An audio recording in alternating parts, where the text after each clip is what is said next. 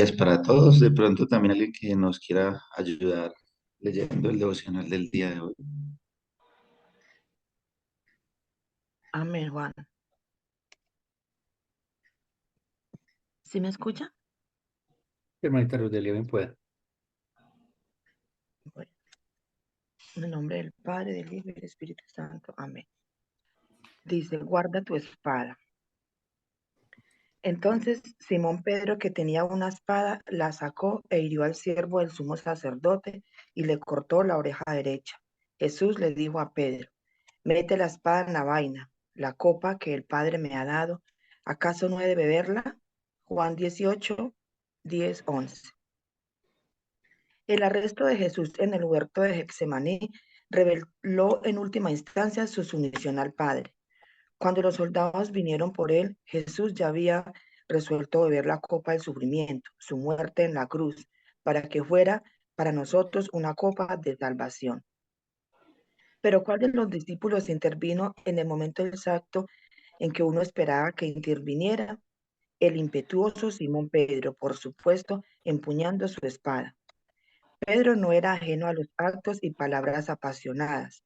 Había caminado sobre el agua hacia Cristo, había reprendido a Cristo, había ofrecido dar su vida por Cristo y sin embargo, poco después de salir en defensa de Jesús, negó con temor siquiera conocerlo. La reacción de Pedro al ver a su maestro arrestado es totalmente comprensible, pero totalmente equivocada. Aunque Pedro estaba dispuesto a luchar por Cristo aquí, en realidad estaba luchando contra Cristo. Estaba luchando contra la propia voluntad de Dios, quien había establecido que Jesús fuera el sacrificio expiatorio de los pecados. El ejemplo de Pedro nos enseña una importante lección. Como exhorta Calvino, aprendamos a moderar nuestro celo. Y como el desenfreno de nuestra carne siempre quiere atreverse a más de lo que Dios manda. Aprendamos que nuestro celo saldrá bien siempre que nos atrevemos a emprender algo más allá de la palabra de Dios. Sabiendo que la acción de Pedro necesitaba corrección, Jesús intervino con una pregunta retórica. ¿La copa que el Padre me ha dado, acaso no he de beberla? Estaba afirmando la parte de la voluntad de Dios que acababa de aceptar en oración, la misma acción que más tarde le llevó a gritar en la cruz, Dios mío, ¿por qué me has abandonado? Mateo 27:46. A través de su sufrimiento, su gloria se magnificó y la salvación se ofreció gratuitamente a todos los que creyeran. Ningún camino que Pedro pudiera haber orquestado podría haber sido mejor que este, y se equivocó al resistirse a él. Cuando nuestra impaciencia trata de interferir en los planes de Dios, debemos aprender a guardar nuestras espadas figuradas. Debemos confiar en el plan de Dios, esperar su tiempo y actuar según su mandato. Cuando más familiarizados estemos con las escrituras, conociendo la gran historia, las promesas y las verdades que se encuentran en ella, más entenderemos sus planes. Pero aún así, habrá momentos en los que sus caminos sean muy misteriosos para nosotros y queramos luchar contra el camino que Él nos está llevando. Tal vez lo estés haciendo ahora mismo. Toma en serio la palabra de Cristo a Pedro. Mete la espada en la vaina. Confía en la mano amorosa de Dios. Obedece sus mandamientos y sigue su dirección. Él es el autor y consumador de la fe. Hebreos 12:2. Y la historia que está escribiendo es más gloriosa de lo que podrías imaginar al dirigir por ti mismo o dirigir por ti mismo. Salmo 23. Amén. Amén. Muchas gracias, hermanita Luz Delia, por ayudarnos a la lectura del devocional. Guarda Con tu gusto. espada. Se llama, es el título de este devocional. Guarda tu espada. Para ponernos un poquito de contexto, vamos a leer Juan capítulo 18, versículos del 1 al 11. Juan capítulo 18, versículos del 1 al 11. Habiendo dicho Jesús estas cosas, salió con sus discípulos al otro lado del torrente de Cedrón, donde había un huerto, en el cual entró con sus discípulos. Y también Judas, que le entregaba, conocía aquel lugar, porque muchas veces Jesús se había reunido allí con sus discípulos. Judas, pues, tomando una compañía de soldados y alguaciles de los principales sacerdotes y de los fariseos, fue allí con linternas y antorchas y con armas. Pero Jesús, sabiendo pues las cosas que le habían de sobrevenir, se adelantó y les dijo: ¿A quién buscáis? Respondieron: a Jesús Nazareno. Jesús les dijo: yo soy. Y estaba también con ellos Judas, el que le entregaba. Cuando les dijo: yo soy, retrocedieron y cayeron a tierra. Volvió pues a preguntarles: ¿a quién buscáis? Y ellos dijeron: a Jesús Nazareno. Respondió Jesús: os he dicho que yo soy. Pues si me buscáis a mí, dejad ir a estos, para que se cumpliese aquello que había dicho: de los que me diste, no perdí ninguno. Entonces Simón Pedro, que tenía una espada, la desenvainó, hirió al siervo del sumo sacerdote y le cortó la oreja derecha, y el siervo se llamaba Malco. Jesús entonces dijo a Pedro: mete tu espada en la vaina. La copa que el Padre me ha dado, ¿no la he de beber? El Evangelio de Juan, en el capítulo 18, el que acabamos de leer, nos narra el momento en que Judas entrega a Jesús a las autoridades judías, específicamente en el huerto de Getsemaní. Y en este contexto se presenta un episodio en el que Pedro, tal vez impulsado por su amor y su lealtad hacia Jesús, utiliza la espada para defender. Y vemos que hiere al siervo del sumo sacerdote. Pero empecemos a ver quién era este Pedro. Pedro, llamado también Simón o Simón Pedro, fue uno de los discípulos más cercanos de Jesús y uno de los líderes después de toda la muerte y después de todo lo que ocurrió con el Señor Jesucristo. Fue uno de los líderes de la iglesia primitiva. Vemos que Simón Pedro fue un hombre que fue llamado por el Señor Jesucristo. Dice en Mateo 4, 18, 20, dice: andando Jesús en el mar de Galilea, vio a dos hermanos, Simón, llamado Pedro, y a Andrés, su hermano, que echaban la red en el mar, que eran pescadores, y les dijo: venid en pos de mí, y haré pescadores de hombres. Ellos entonces dejaron al instante las redes y le siguieron. Pedro fue un hombre que fue llamado por el Señor Jesús. Y aunque Pedro fue llamado por el Señor Jesús, aún en este llamamiento no se nos muestra que haya sido salvo en este momento, en ese llamamiento, porque no siempre el llamamiento representa salvación, y eso es lo que nos dice el Señor Jesucristo en Mateo 22, 14, cuando dice: porque muchos son los llamados y pocos los escogidos. Lo que ocurre hoy en día, vemos muchos que aparentemente son llamados, que llenan la iglesia, que creen que son salvos, pero que en realidad no son escogidos de Dios, porque el llamamiento no es salvación. Si fuera, si el llamamiento fuera salvación, si fuera por llamamiento, entonces todos los llamados serían salvos, pero la salvación no es por el llamamiento.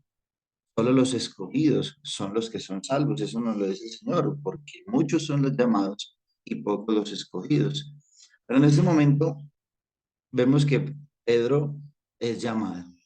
Hasta ahí vamos en esta parte. Vemos que Pedro fue llamado. Más adelante, con todo el proceder, con todo lo que Pedro vive en los años de ministerio que camina con el Señor, la escritura no nos permite ver un arrepentimiento en la vida de Pedro como debería ser, o como el Evangelio lo muestra que debería ser ese arrepentimiento y ese dolor por el pecado. Pero en su caminar, Mateo nos muestra que Pedro fue, además de ser llamado por el Señor, fue convencido por el Señor. ¿De qué manera? En Mateo 16, 15, Mateo capítulo 16, Versículo 15 dice, él les dijo, ¿vosotros quién dices que yo soy? Respondiendo Simón Pedro dijo, tú eres el Cristo, el Hijo del Dios viviente. Entonces le respondió Jesús, bienaventurado eres, Simón, hijo de Jonás, porque no te lo reveló carne ni sangre, sino mi Padre que está en los cielos. Vemos que Pedro fue llamado, ahora Pedro es convencido, y a esto se le llama una iluminación. Puede suceder, y esa iluminación puede suceder antes de la conversión, durante la conversión o después de la conversión de una persona. Y en el caso de Pedro, Dios le iluminó la verdad de quién era Jesús antes de que Pedro fuera convertido.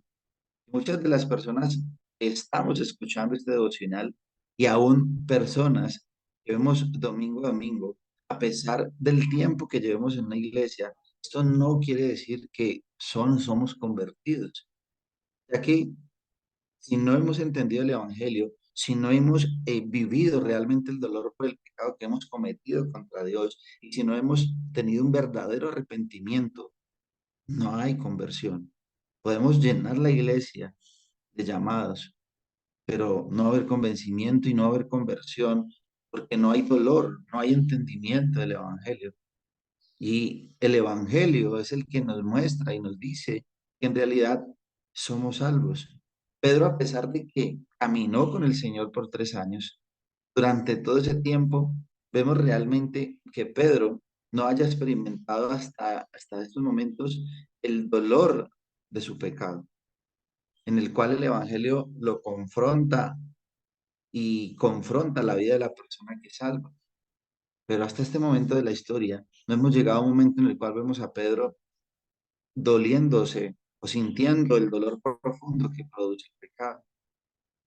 Vemos a Pedro sí siendo un gran activista al lado de Jesús, y eso es lo que hoy en día nosotros muchas veces podemos ver en las iglesias, ya que podemos en la iglesia estar sirviendo, predicando y aún así no ser salvos. Podemos hacer muchas cosas y aún así no ser salvos. ¿Por qué? Porque no hemos entendido o no se ha entendido el mensaje del Evangelio, no se ha comprendido. Es muy triste cuando usted pregunte o pregunta en una iglesia a las personas que dicen ser creyentes que te expliquen el Evangelio. Haz la pregunta, ¿qué es el Evangelio? Seguramente mucha gente va a tartamudear sin saber y tener la certeza y la seguridad de lo que es el Evangelio. Mucha gente da respuestas, dice, es evangelizar, pero no hay una convicción clara o una descripción clara de lo que es el Evangelio. Seguramente no se ha revelado con una convicción o no has tenido claridad de eso. Una de las respuestas preciosas de lo que es el Evangelio, para que tengas este texto muy presente en tu vida, es 1 Corintios 15 del 1 al 4. 1 Corintios 15 del 1 al 4 dice, además os declaro, hermanos, el evangelio que os he predicado, el cual también recibisteis, en el cual también perseveráis, por el cual asimismo, si retenéis la palabra que os he predicado, sois salvos, si no creísteis en vano. Porque primeramente os he enseñado lo que asimismo recibí, que Cristo murió por nuestros pecados, conforme a la Escritura, y que fue sepultado y que resucitó al tercer día, conforme a las Escrituras. He aquí en este texto, mide lo que es el Evangelio. Cristo murió por nuestros pecados, conforme a la Escritura, fue muerto, sepultado y resucitó al tercer día. Está sentado a la diestra de Dios intercediendo por nosotros, pero a veces se tienen dudas con esto. Pero hasta este momento todavía vemos que Pedro no ha experimentado el poder del Evangelio para arrepentimiento. En la Biblia, un Pedro es un personaje que a menudo es retratado como un impulsivo, un impetuoso, pero también como alguien que se preocupa o se preocupaba profundamente por Jesús. Entonces vemos que en el versículo 10 vemos a Pedro sacando la espada para defender a Jesús. Pero ¿por qué tomó esta decisión Pedro? Muchas de las personas que empiezan a llegar a las iglesias reformadas, empiezan a descubrir grandes tesoros, cosas que en otros lugares quizás no conocían. A través de el conocimiento que se empieza a adquirir, pero muchas veces ese conocimiento envanece, porque no es un conocimiento para acercarse a Dios, es un conocimiento para orgullecerse, para humillar a otros, para batallar, para pelear en discusiones, en redes sociales. Y vemos esto mucho en los jóvenes que empezamos a acercarnos a las iglesias reformadas, que creemos que porque hemos encontrado aparentemente una teología correcta, entonces sacamos espada para defender a Dios, para mostrar superioridad en esta teología. Y al igual que Pedro, hacemos esto. Usamos esa espada para defender con violencia. Y ese es uno de los muchos momentos, como Pedro, nosotros solemos sacar la espada, queriendo darle defensa al Evangelio, pero esta defensa la presentamos con mucha violencia, hiriendo y dañando. No es un evangelio para sanar, para restaurar, para salvación. Es quizás esa espada para hacer aparentemente justicia. Y de las características que un verdadero creyente debe tener son esos frutos que da y la manera como refleja a Cristo en todas las áreas de su vida, la manera como se muestra a Cristo. Por eso que el Señor nos dice en Romanos 12, un texto que fue parte de un devocional hace 3 días, Romanos capítulo 12, versículo 14 dice, bendecí a los que os persiguen, bendecid y no maldigáis, gozaos con los que se gozan, llorad con los que lloran, unánimes entre vosotros, no altivos, sino asociándoos con los humildes. No seáis sabios en vuestra propia opinión. No paguéis a nadie mal por mal. Procurad lo bueno delante de los hombres. Si es posible, en cuanto dependa de vosotros, estad en paz con todos los hombres. No os venguéis vosotros mismos, amados míos, sino dejad lugar a la ira de Dios, porque escrito está: mía es la venganza, yo pagaré, dice el Señor. Así que si tu enemigo tuviere hambre, dale de comer. Si tuviere sed, dale de beber. Pues haciendo esto, ascuas de fuego amontonarás sobre su cabeza. No seas vencido de lo malo, sino vence con el bien el mal. Y esto no es un consejo. No es un consejo que cualquier persona pueda tomar. Verdaderamente algo que solo es para los creyentes verdaderos. Algo que solo un creyente verdadero puede hacer. Esto que les acabo de leer, para el mundo es locura. El mundo va a decir, usted está loco. ¿Cómo va a desearle el bien al que le está haciendo mal a usted? Por eso, porque es solo para verdaderos creyentes. Aquellos que el Espíritu Santo habita en ellos son capaces de perdonar lo imperdonable. Entonces, la situación que ocurrió con Pedro, la manera violenta, ¿será algo que Dios apruebe? ¿Será que Dios aprueba el la violencia en el cristianismo? Y el uso de la violencia en la defensa de la fe o de la justicia ha sido un tema que ha sido muy polémico y debatido dentro del cristianismo en todas las épocas. Pero en la Biblia encontramos varios relatos donde podemos ver cómo se describe el uso de la fuerza para proteger a los demás. Pero en el contexto del versículo 10 de Juan, el impulso de defender a Jesús podría interpretarse como muestra de su amor y devoción por él. Pero la pregunta ¿es justificable el uso de la violencia en el nombre de Dios? ¿Será justificable? No, esto lo hago por el nombre de Dios. Seguramente no. Y fue la reprensión que tuvo Pedro en ese momento de parte del Señor.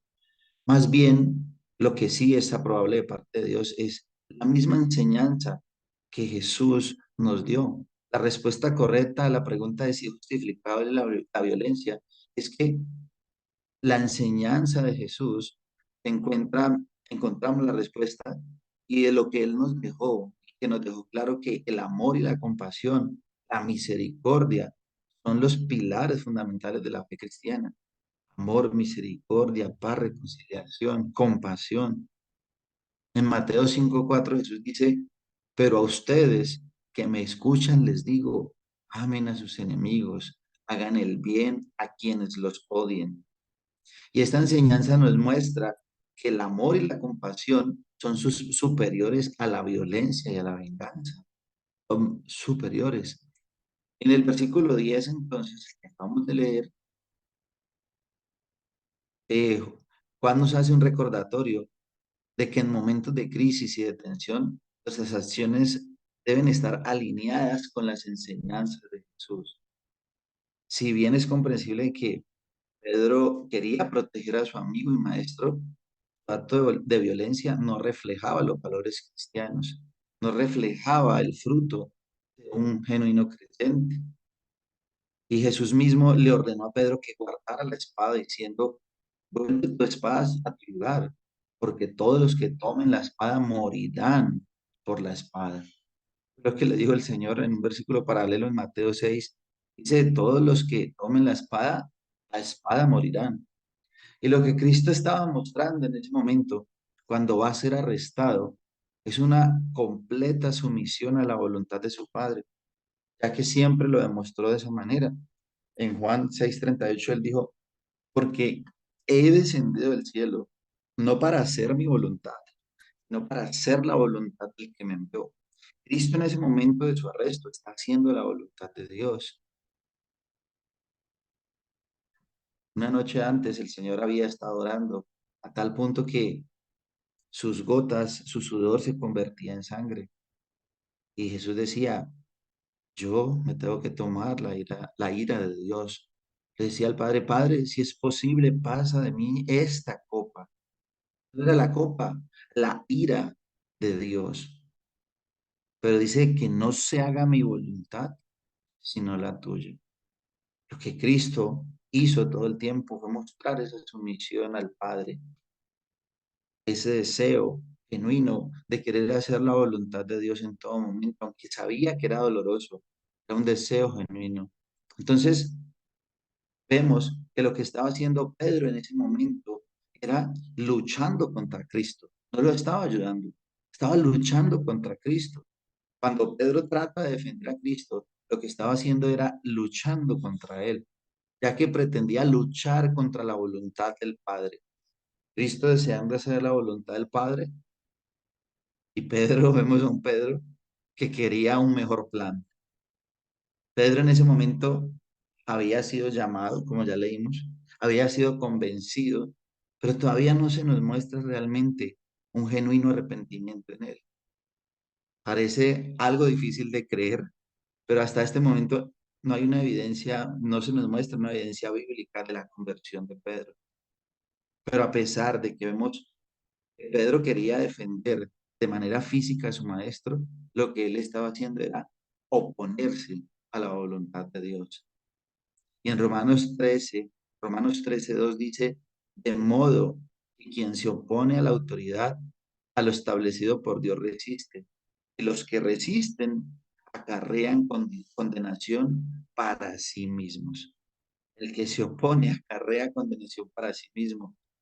La voluntad de Dios era que Cristo fuera arrestado, que fuera condenado, burlado, que fuera herido, que fuera maltratado y que muriera en la cruz a manos de Poncio Pilatos.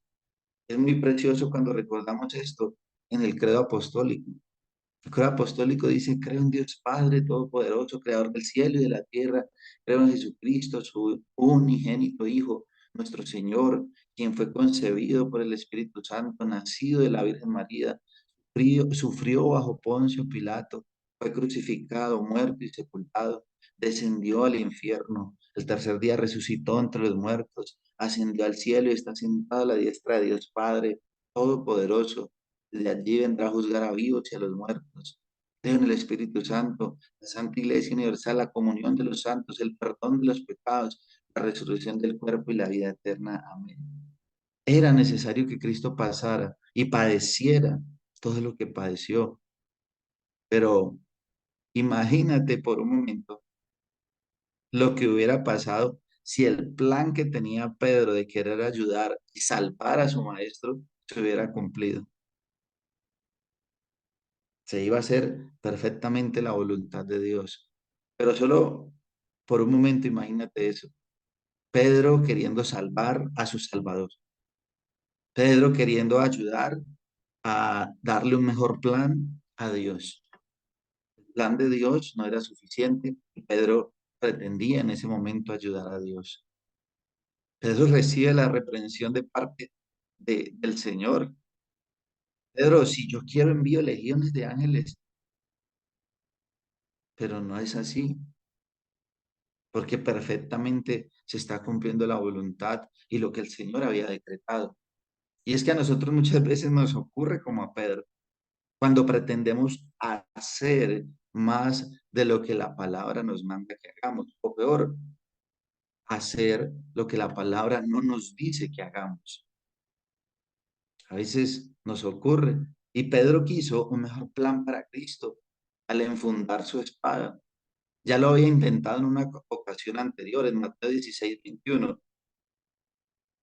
Cuando dice, desde entonces comenzó Jesús a declarar a sus discípulos que le era necesario ir a Jerusalén y padecer mucho de los ancianos, de los principales sacerdotes, de los escribas y ser muerto y resucitar al tercer día. Este es el Evangelio. Cristo les estaba anunciando el Evangelio. Y mira lo que dice Pedro. Entonces Pedro, tomándole aparte, comenzó a reconvenirle diciendo, Señor, tengo compasión de ti, en ninguna manera esto te acontezca. Pero él, volviéndose, dijo a Pedro, quítate de mí, Satanás. Me eres tropiezo, porque no pones la mira en las cosas de Dios, sino en las de los hombres. El Señor Jesucristo le está anunciando el Evangelio y él pretende tener un mejor plan, el que Dios estaba dando. Oh, Señor, ¿cómo se te ocurre que te va a pasar esto? Ni que en ninguna manera, ¿cómo es posible? Pero Pedro, impulsado por la desesperación del momento que está viviendo en el arresto de Jesús, reacciona de una manera violenta y en sus propias fuerzas para querer resolver un problema, como si no supiera quién estaba al lado de él. No se le había olvidado que era el mismo Jesús que dormía en medio de la tormenta, que hacía callar la tormenta. En un versículo paralelo de esta historia, en Mateo 26, dice, pero uno de los que estaban con Jesús extendió la mano, sacó la espada e hirió a un siervo del sumo sacerdote, le quitó la oreja. Entonces Jesús le dijo, vuelve tu espada a su lugar, porque todos los que tomen espada, a espada perecerán. ¿Acaso piensas que no puedo ahora orar a mi Padre y que Él me daría más de 12 legiones de ángeles? Pero ¿cómo entonces se cumplirá la escritura de que es necesario que así se haga? El Señor estaba cumpliendo lo que se decía de él, pero Pedro, en su impaciencia, en su desesperación, quería interferir en los planes de Dios. ¿Qué hacemos nosotros cuando estamos en problemas, en situaciones difíciles? ¿Quién acudimos cuando sentimos angustia, ansiedad, impaciencia, miedo, tristeza? ¿Qué ha pasado en nuestras vidas cuando queremos hacer las cosas en nuestras fuerzas? ¿Qué nos ha pasado? ¿Cuál ha sido nuestra experiencia? Y ante el arresto de Jesús, el mismo Señor le dijo a Pedro, le dijo también el Señor, Simón, Simón, antes del arresto de Jesús, el mismo Señor le había dicho a Pedro esto, que Satanás lo había pedido. Dice Lucas 22, dijo también el Señor, Simón, Simón, he aquí Satanás os ha pedido para zarandearos como a trigo, pero yo he rogado por ti para que tu fe no falte. Y tú, una vez vuelto, esta palabra, una vez vuelto, confirma a tus hermanos. Él le dijo, Señor, dispuesto estoy a ir contigo, no solo a la cárcel, sino también a la muerte. Y él le dijo, Pedro, te digo que el gallo no cantará hoy antes que tú me niegues 3 veces que me conoces. Aquí vemos algo interesante. Les venía diciendo que el Señor Jesús hizo un llamamiento a Pedro lo convenció de algo, pero todavía no se veía reflejado un verdadero arrepentimiento. Le anunció el evangelio y Pedro quiso un mejor plan. Y aquí vemos que Jesús le está hablando de ese evangelio y además le está diciendo a Pedro, Pedro, Satanás ha pedido por ti para zarandearte, os ha pedido para zarandearte, pero dice, yo he rogado por ti para que tu fe no falte, dice, y tú una vez vuelto. La Reina Valera dice, una vez vuelto, pero esta traducción, la palabra una vez vuelto, la palabra una vez vuelto en el griego es epístrefo, y la palabra epístrefo significa cuando vuelvas arrepentido. La NTV es una de las pocas traducciones que traduce esta palabra una vez vuelto. Lo traduce de la siguiente manera. Lucas 22:32 dice, pero yo he rogado en oración por ti, Simón, para que tu fe no falle, de modo que cuando te arrepientas y vuelvas a mí, fortalezcas a tus hermanos. ¿Por qué está hablando ahora de algo que es un fruto del evangelio? El arrepentimiento a partir de lo que va a vivir en el zarandeo del diablo, lo que Dios va a utilizar para que Pedro entienda la realidad del evangelio, porque hasta ahora no se nos ha mostrado en ninguna parte de que Pedro haya llorado por su pecado. Y este texto nos muestra que la conversión de Pedro parecía que fuera a ser algo a futuro. Pedro le dice, Señor, dispuesto estoy a ir contigo no solo a la cárcel, sino también a la muerte. Jesús le dice, Pedro, te digo que el gallo no cantará hoy antes que tú niegues 3 veces que me conoces. Pedro cree que puede pararse contra el diablo y vivir para Jesús sin ser convertido, sin ser epístrefo. Equivocado estaba. Y qué equivocado estamos nosotros cuando nos paramos de esa manera. Por eso es que Pedro sacó la espada.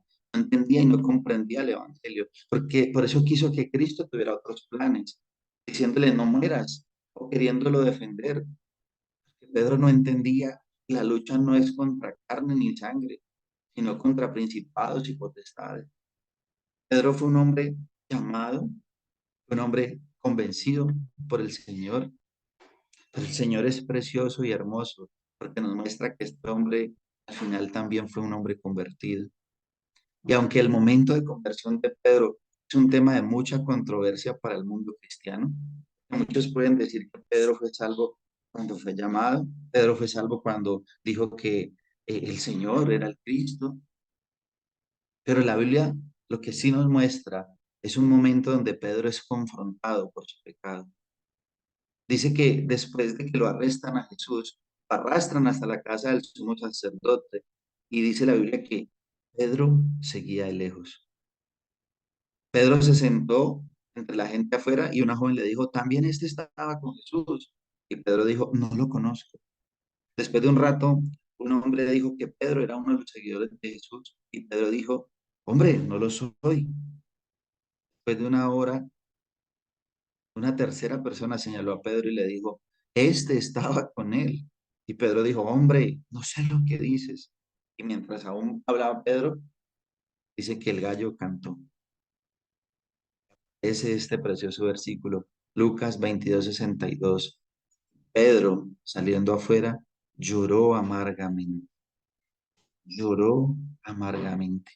Ahora por fin Pedro está bajo la convicción del pecado.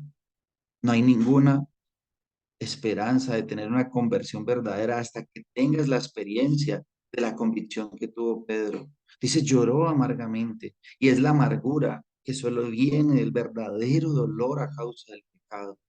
Es la amargura que Pedro antes no había sentido.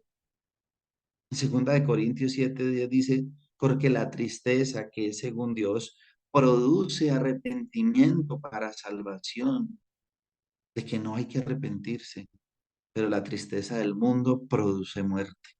Ahora Pedro está viviendo en carne propia, que Cristo está muriendo por sus pecados. Lucas 22:61 dice, entonces vuelto al Señor, miró a Pedro Y Pedro se acordó de la palabra del Señor que le había dicho antes de que cante el gallo me negarás 3 veces. Y Jesús se vuelve y mira a Pedro, pero es para convencerlo de su culpa y también para decirle, yo soy el que estoy muriendo por tus pecados. Tú eres el que necesita ser salvo. Tú no me estás salvando a mí, no tienes un mejor plan para mí. Yo soy el que tengo un plan para salvarte a ti. Es precioso. ¿Por qué la Biblia nos dice tanto acerca de la llamada de Pedro, de sus tropiezos, de su falta de fe y de su ceguera en relación con el Evangelio? Y el sufrimiento de Cristo, ¿por qué gasta un capítulo entero diciéndonos acerca de Pedro, negando a Jesús, llorando amargamente bajo convicción? ¿Por qué? El tropiezo y la convicción son las cosas más importantes en una conversión verdadera. Hasta que eres llevado afuera y lloras amargamente por tu pecado, que sientes como se sintió Pedro, hasta ese momento el Evangelio significará algo para ti. Es casi seguro que si no es así, moriremos y morirás en tus pecados. Que no ocurra esto. Puedes llevar mucho tiempo en la iglesia y quizás hasta este momento no has llorado amargamente por tu pecado. Tienes que sentir la necesidad de Jesús antes de confiar en Él, ser limpiado de tu pecado por la sangre de Jesús. Lo vivido por Pedro, especialmente en el arresto de Jesús al desenfundar esa espada, nos enseña que debemos esperar en Dios, no actuar según nosotros, sino actuar según el tiempo de Dios, descansar en sus mandatos.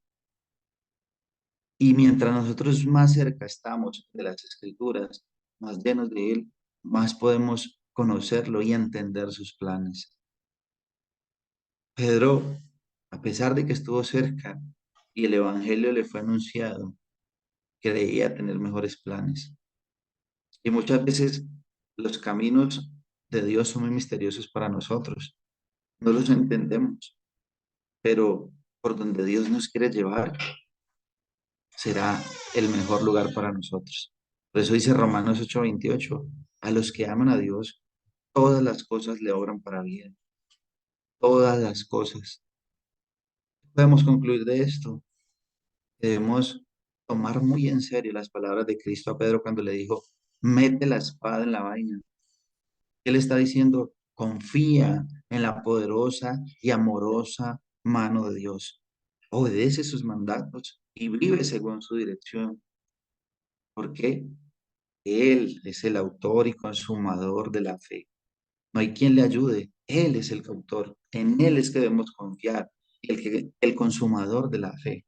Y la historia que Él está escribiendo es más gloriosa de lo que tú y yo podríamos imaginar o quizás querer dirigir.